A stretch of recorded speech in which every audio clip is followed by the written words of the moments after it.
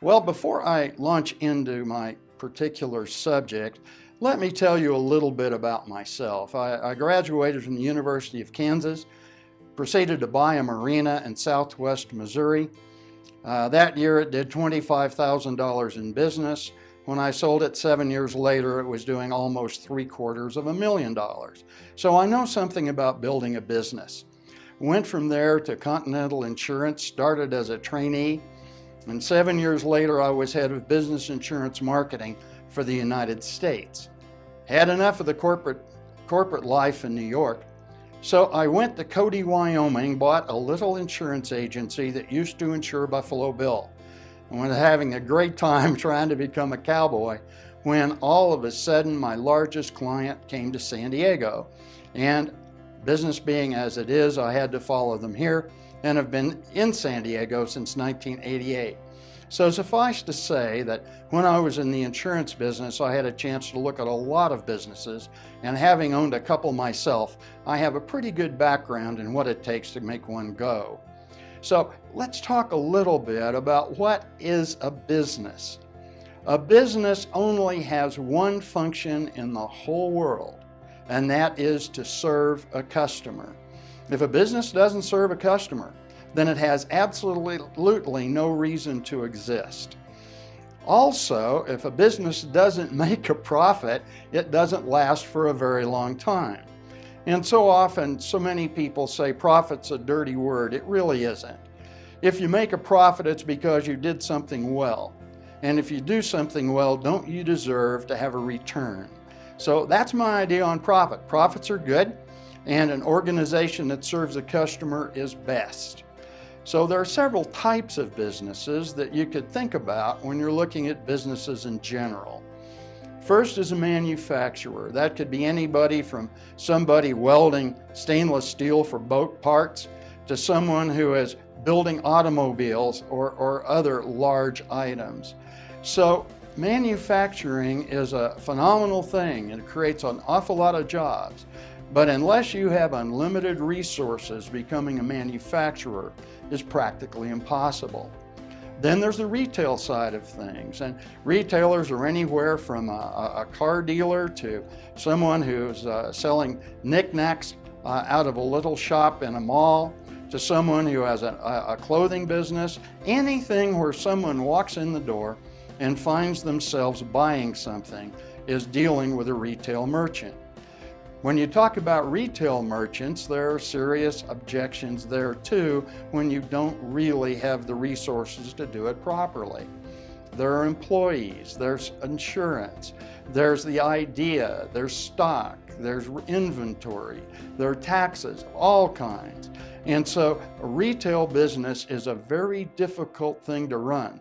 When you go through the malls now and you see the number of stores that are closing, it makes you wonder if a retail business is really the right idea for most people.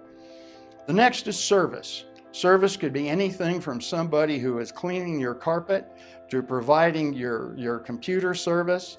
And service businesses are excellent, but they require a large amount of background and education in most situations. An attorney, for example, is strictly in the service business. A doctor is in the service business. But there are huge barriers to entry for any of those people in those kinds of service businesses. As you get closer to the customer, as you begin to clean carpets or something like that, you need a whole bunch of vans, you need people to do the advertising. So business is really a little bit difficult for most people to really approach. Well, there are barriers to entry, of course. There's money. If you don't have $1 million in cash, you can't even talk to McDonald's about a franchise. There's education. If you don't have the proper education and the proper licenses, the chances of your being able to even operate the business are pretty slim. Then there's also the government, and the government can get in your way in so many ways. As we listen to everything that's happened in the debate so far this year, it's pretty apparent that people in this country are a little bit upset about all of the government intrusion to our lives.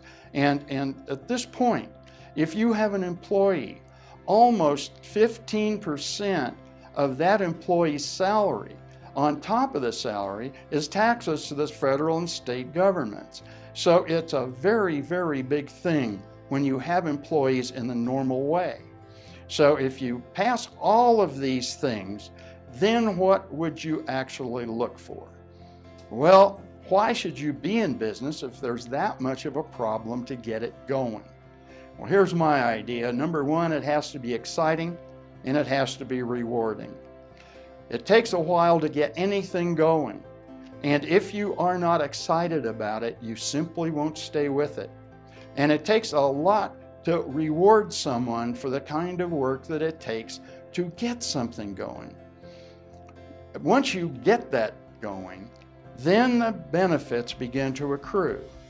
You know, in our business here in Digital World, you are actually the CEO of your own company, which means you have every tax advantage that the CEO of General Motors might have. You have tax advantaged income, you have business expenses, you have other things, entertainment, travel, all of these things all of a sudden become deductible business expenses. So there is a real reason to be in business because of those advantages. The other thing is to build a legacy. If you work for General Motors and you retire on a little retirement, there's not really very much to pass along to your children or the people you care about. But if you are in business and you build something of value, then that will go on beyond you as you have created the legacy for those you really care about. Digital World lets you in. It lets you into the world of businesses in a very unique way. It's a unique, effective business model. It costs no money, really, $195 to get a start with Digital World. But then what do you get?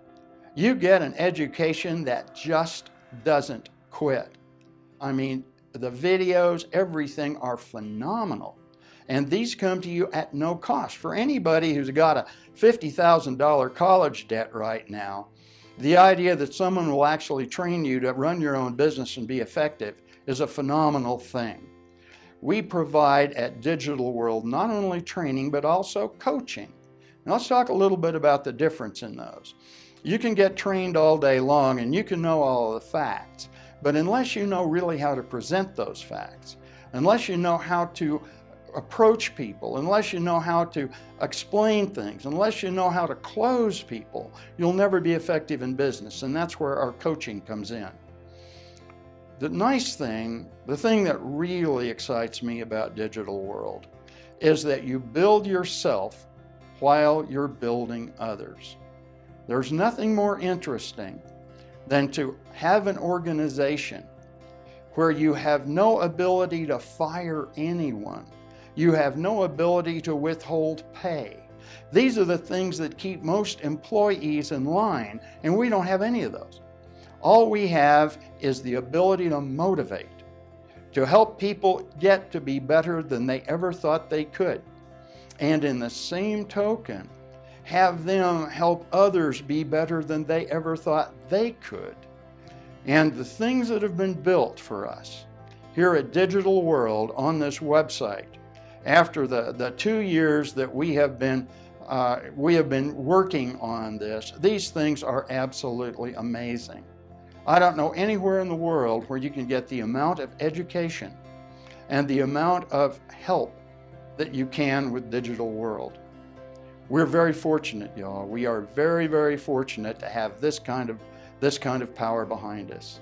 And I feel very fortunate because I have been able to share a little bit of what I believe with you today.